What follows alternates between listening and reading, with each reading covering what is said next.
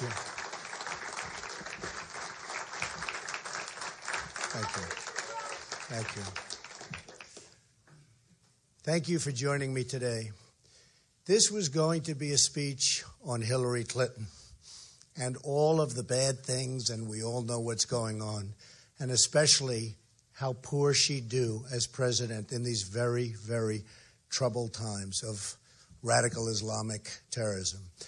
Even her former Secret Service agent, who's seen her under pressure and in times of stress, has stated that she lacks the temperament and integrity to be our president.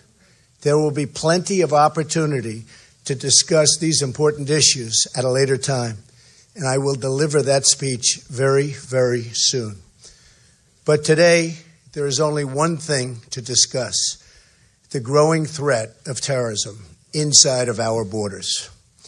The attack on the Pulse nightclub in Orlando, Florida, was the worst terrorist strike on our soil since September 11th, and the worst mass shooting in our country's history.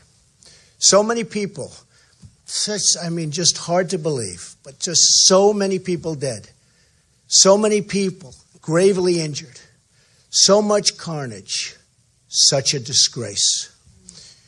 The horror is beyond description.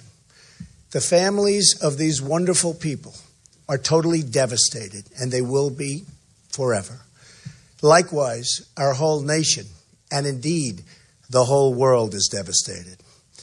We express our deepest sympathies to the victims, the wounded, and their families. We mourn as one people for our nation's loss and pledge our support to any and all who need it. I would like to ask now that we all observe a moment of silence for the victims of this attack.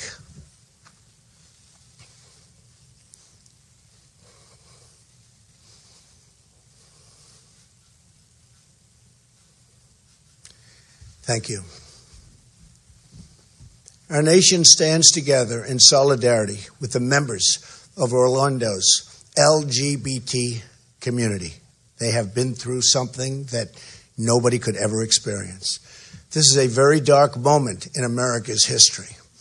A radical Islamic terrorist targeted the nightclub, not only because he wanted to kill Americans, but in order to execute gay and lesbian citizens because of their sexual orientation. It's a strike at the heart and soul of who we are as a nation. It's an assault on the ability of free people to live their lives, love who they want, and express their identity. It's an attack on the right of every single American to live in peace and safety in their own country. We need to respond to this attack on America as one united people, with force, purpose, and determination. But the current politically correct response cripples our ability to talk and to think and act clearly. We're not acting clearly. We're not talking clearly. We've got problems. If we don't get tough and if we don't get smart and fast, we're not going to have our country anymore. There will be nothing, absolutely nothing left. The killer, whose name I will not use or ever say, was born in Afghan, of Afghan parents, who immigrated to the United States. His father published support for the Afghan Taliban, a regime which murders those who don't share its radical views, and they murdered plenty. The father even said he was running for president of Afghanistan. The bottom line is that the only reason the killer was in America in the first place was because we allowed his family to come here. That is a fact, and it's a fact we need to talk about. We have a dysfunctional immigration system which does not permit us to know who we let into our country, and it does not permit us to protect our citizens properly. We have an incompetent administration, and if I'm elected president, That will not change, I will tell you. That will not change over the next 4 years. We have an administration that will not change. But if I get in there, it's going to change, and it's going to change quickly. We're going from totally incompetent to just the opposite, believe me.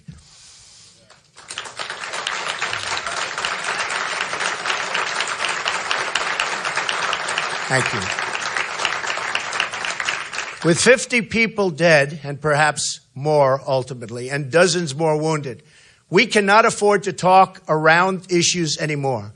We have to address these issues head on.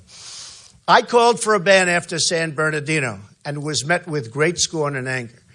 But now, many years, and I have to say many years, but many are saying that I was right to do so. And although the pause is temporary, we must find out what is going on. We have to do it. It will be lifted, this ban, when and as a nation we're in a position to properly and perfectly screen these people coming into our country.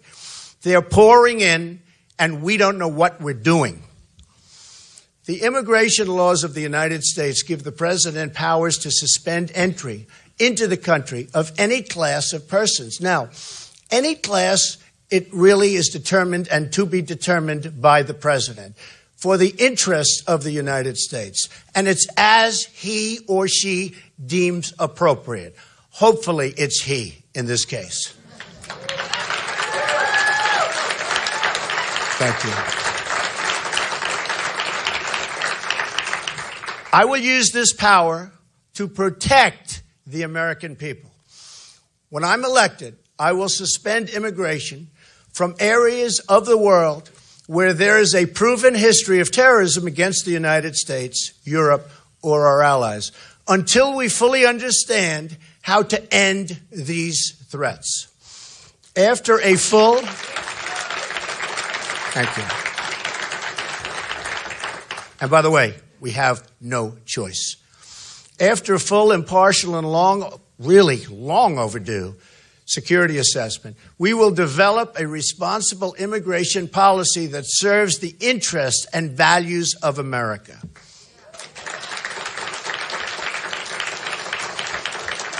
We cannot continue to allow thousands upon thousands of people to pour into our country, many of whom have the same thought process as this savage killer. Many of the principles of radical Islam are incompatible with Western values and institutions.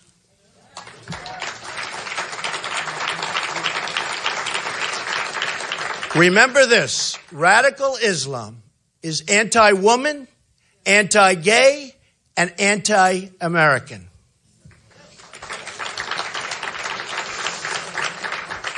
I refuse to allow America to become a place where gay people, Christian people, Jewish people are targets of persecution and intimidation by radical Islamic preachers of hate and violence.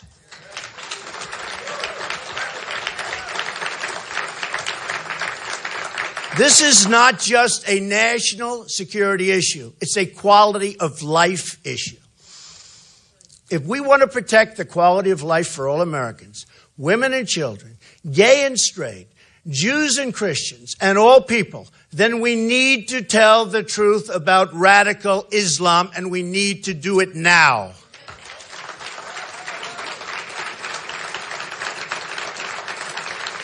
We need to tell the truth also about how radical Islam is coming to our shores. And it's coming. With these people, folks, it's coming.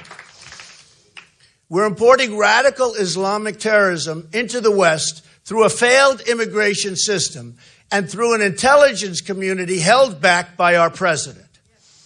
Even our own FBI director has admitted that we cannot effectively check the backgrounds of people we're letting into America. All of the September 11th hijackers were issued visas. Large numbers of Somali refugees in Minnesota have tried to join ISIS. The Boston bombers came here through political asylum. The male shooter in San Bernardino, again, whose name I will not mention, was the child of immigrants from Pakistan, and he brought his wife, the other terrorist, from Saudi Arabia through another one of our easily exploited visa programs. Immigration from Afghanistan into the United States has increased nearly fivefold in just 1 year. According to Pew Research, 99% of the people in Afghanistan support oppressive Sharia law. We admit many more, and that's just the way it is. We admit many more from other countries in the region, and I'll tell you what, they share these oppressive views and values. We want to remain a free and open society. Then, and if we do, then we have to control our borders. We have to control, and we have to control them now, not later, right now. Thank you.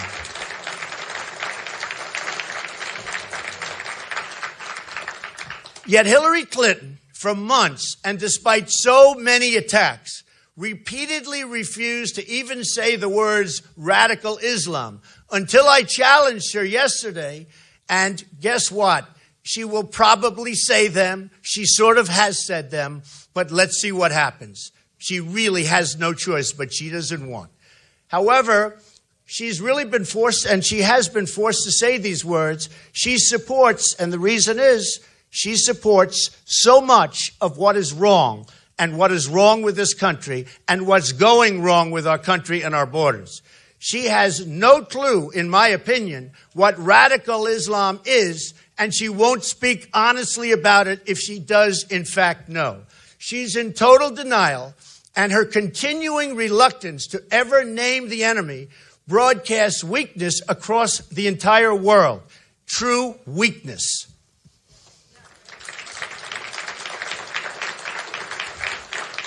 I don't know if you know this, but just a few weeks before San Bernardino, the slaughter, that's all it was, a slaughter, Hillary Clinton explained her refusal to say the words radical Islam. Here is what she said, exact quote: Muslims are peaceful and tolerant people and have nothing whatsoever to do with terrorism. That is Hillary Clinton. So she says the solution is to ban guns. They tried that in France, which has among the toughest gun laws anywhere in the world, and 130 people were brutally murdered by Islamic terrorists in cold blood. Her plan is to disarm law-abiding Americans, abolishing the Second Amendment, and leaving only the bad guys and terrorists with guns. No good. Not going to happen, folks. Not going to happen. Not going to happen. Thank you.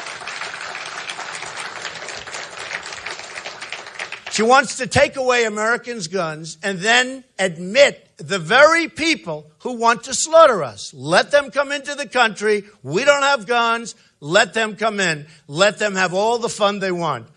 I will be meeting with the NRA, which has given me their earliest endorsement in a presidential race, to discuss how to ensure Americans have the means to protect themselves in this age of terror. I will be always defending the Second Amendment.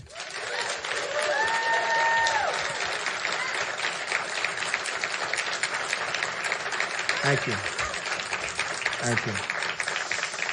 The bottom line is that Hillary supports policies that bring the threat of radical Islam into America and allow it to grow overseas, and it is growing. In fact, Hillary Clinton's catastrophic immigration plan will bring vastly more radical Islamic immigration into this country, threatening not only our society, but our entire way of life. When it comes to radical Islamic terrorism, ignorance is not bliss. It's deadly, totally deadly. The Obama administration, with the support of Hillary Clinton and others, has also damaged our security by restraining our intelligence gathering, and we have just no intelligence gathering information. We need this information so badly, and he stopped it We don't have the support. We don't have the support of the law enforcement system because Obama is not letting them do their job. They are not being allowed to do their job, and they can do it well, better than anybody. We need a new leader. We need a new leader fast. Thank you. They have put political correctness above common sense, above your safety, and above all else. I refuse to be politically correct.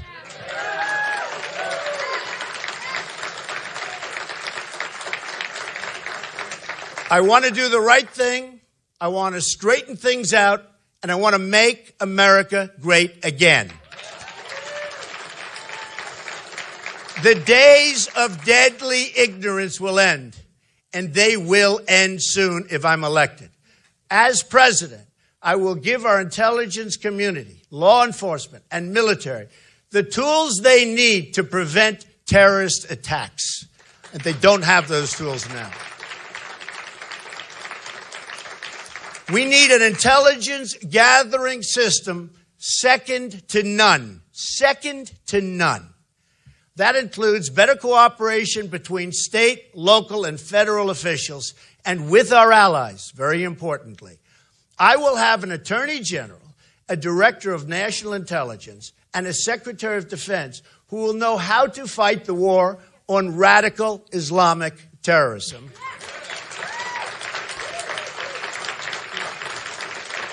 And they will have the support that they need to get the job done right, not like it is right now. It's not right. We also must ensure the American people are provided the information they need to understand the threat. The Senate Subcommittee on Immigration has already identified hundreds of immigrants charged with terrorist activities inside the United States since September 11th.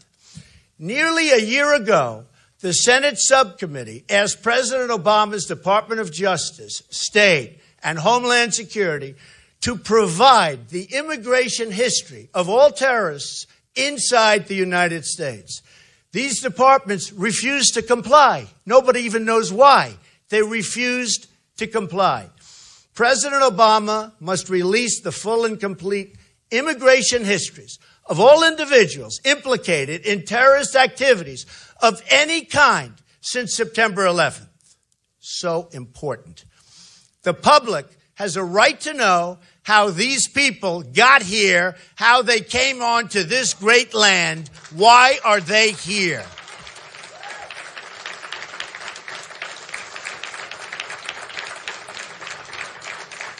We have to screen applicants to know whether they are affiliated with or supporting radical groups and beliefs. Very simple. We have to control the amount of future immigration into this country, and we have to prevent large pockets of radicalization from forming inside America. Not complicated. And just think of this. Take a look. Every single event, even a single individual, can be devastating. And all you have to do is take a look at what happened in Orlando and what happened in other cases, just a single event. And just one person. Can you imagine what they'll do in large groups, which we're allowing now to come here? Truly, our president doesn't know what he's doing. He's failed us, and he's failed us badly. And under his leadership, this situation will not get any better. It will only get worse. And I've been saying that for a long time.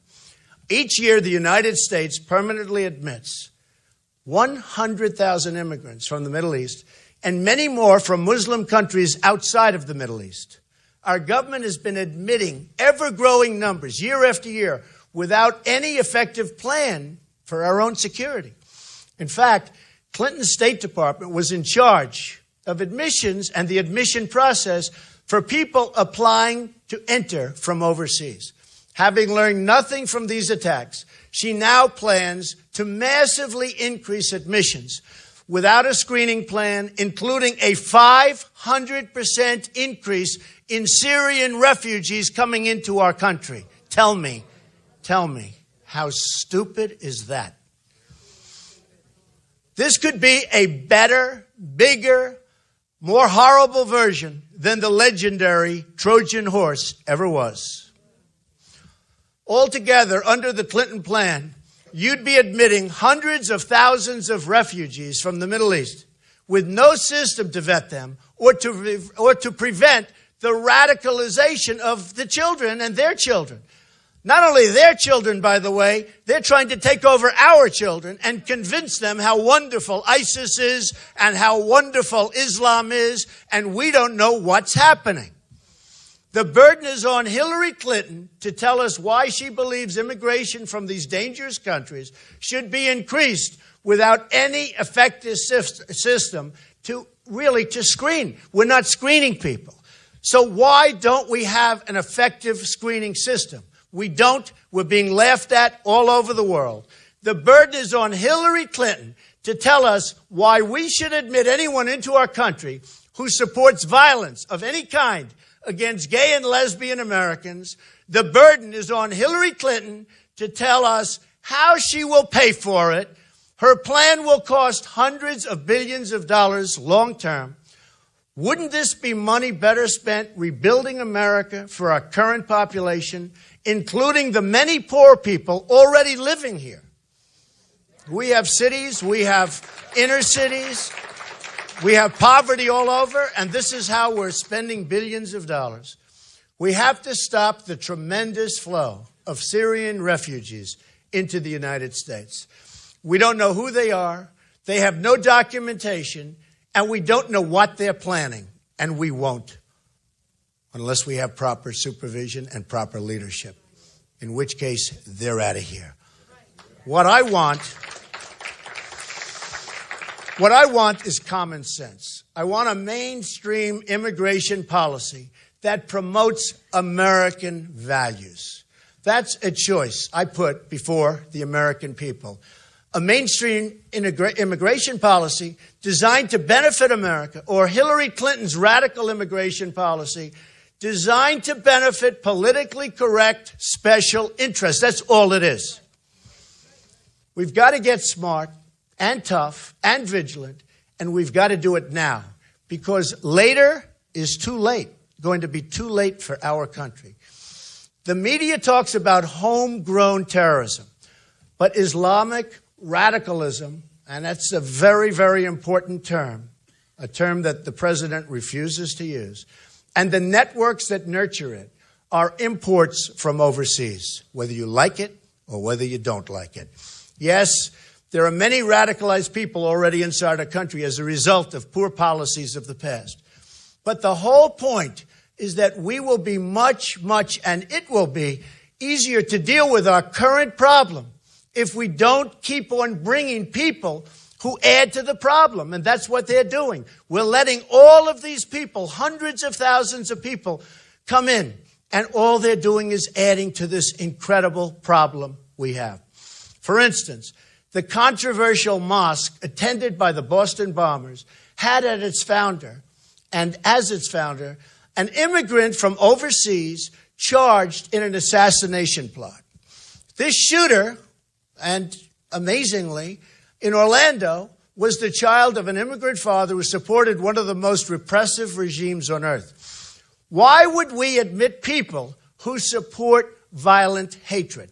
Hillary Clinton can never claim to be a friend of the gay community as long as she continues to support immigration policies that bring Islamic extremists to our country and who suppress women, gays, and anyone else who doesn't share their views or values.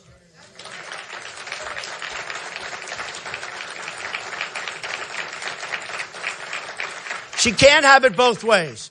She can't claim to be supportive of these communities while trying to increase the number of people coming in who want to oppress these same communities. How does this kind of immigration make our lives better?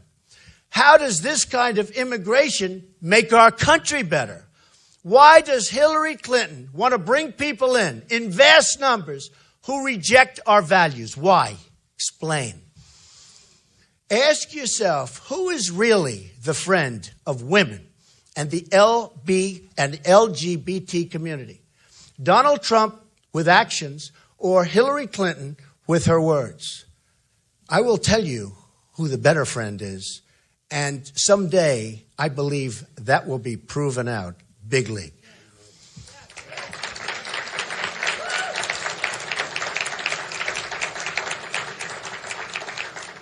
And by the way, the LGBT community is just, what's happened to them is just so sad. And to be thinking about where their policies are currently with this administration is a disgrace to that community, I will tell you right now. Clinton wants to allow radical Islamic terrorists to pour into our country. They enslave women and they murder gays. I don't want them in our country.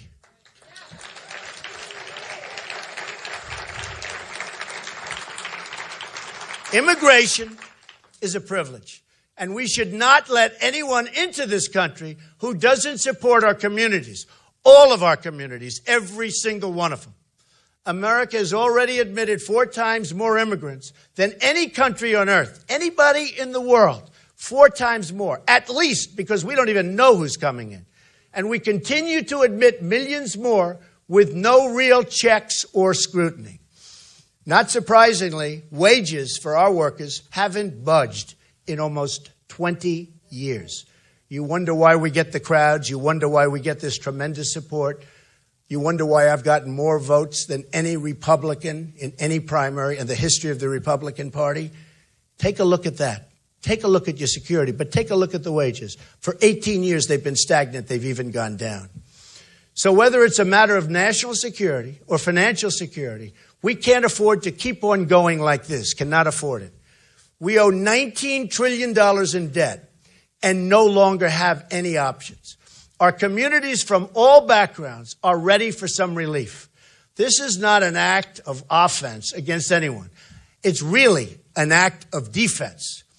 I want us, all of us, to work together. We have to form a partnership with our Muslim communities. We have Muslim communities in this country that are great, and we have to form that partnership. Now, the Muslim community, so importantly, they have to work with us. They have to cooperate with law enforcement and turn in the people who they know are bad, and they know it. And they have to do it, and they have to do it forthwith. I want to fix our schools. I want to fix our bridges. And our jobs market, we're going to have it rocket again. We're going to make great trade deals. But I want every American to succeed, including Muslims. But the Muslims have to work with us. They have to work with us. They know what's going on. They know that he was bad. They knew the people in San Bernardino were bad. But you know what? They didn't turn them in. And we had death and destruction. Hillary Clinton wants to empty out the Treasury to bring people into the country that include individuals who preach hate against our citizens. I want to protect our citizens, all of our citizens. The terrorist attack on Pulse nightclub demands a full and complete investigation into every single aspect of the assault. In San Bernardino, as an example, people who know what was going on, they knew exactly, but they used the excuse of racial profiling for not reporting it. They said, oh, we thought so, but we didn't want to use racial profiling, which was probably an excuse given to them by their lawyer so they don't get in trouble. We need to know what the killer discussed with his relatives, parents, friends, and associates. We need to know if he was affiliated with any radical mosques or radical activists, and what, if any, is their immigration status. We have to know, and we have to know fast. We need to know if he traveled anywhere and who he traveled with. We need to know, and we need to make sure every single last person involved in this plan, including anyone who knew something but didn't tell us, is brought to justice. So when people know what's going on and they don't tell us and we have an attack and people die, These people have to have consequences, big consequences.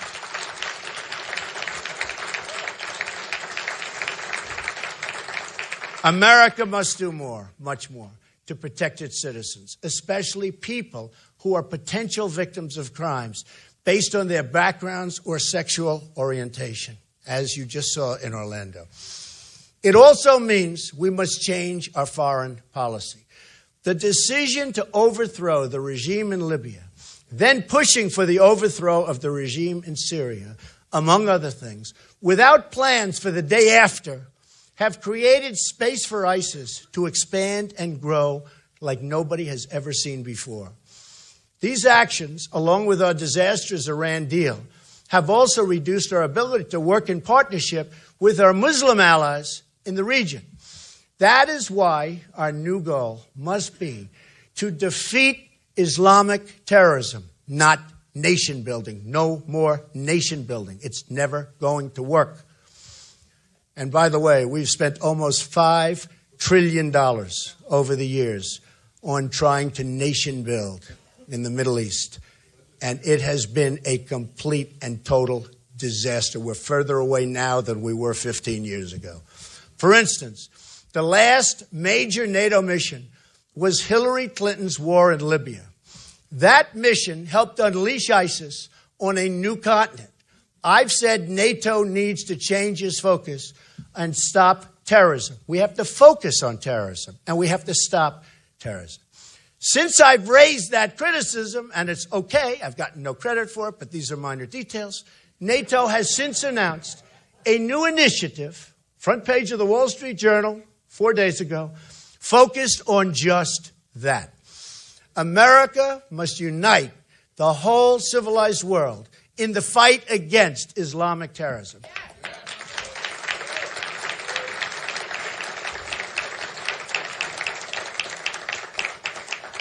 Pretty much like we did with communism during the Cold War. We've tried it. President Obama's way doesn't work. He gave the world his apology tour. We got ISIS and many other problems in return. That's what we got. Remember the famous apology tour. We're sorry for everything. I'd like to conclude my remarks today by again expressing our solidarity with the people of Orlando who have come under this horrific attack. When I'm president, I pledge to protect and defend all Americans who live inside our borders. Wherever they come from, wherever they were born, I don't care. All Americans living here and following our laws, not other laws, will be protected.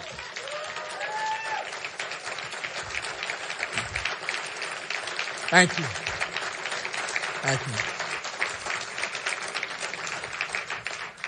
We're going to be tough, and we're going to be smart, and we're going to do it right.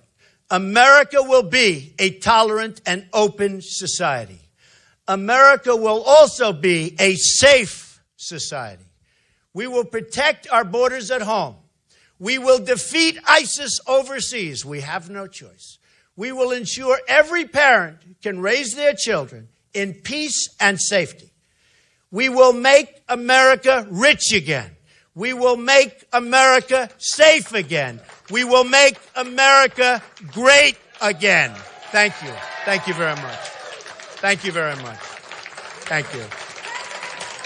Thank you very much, everybody. Appreciate it. Thank you.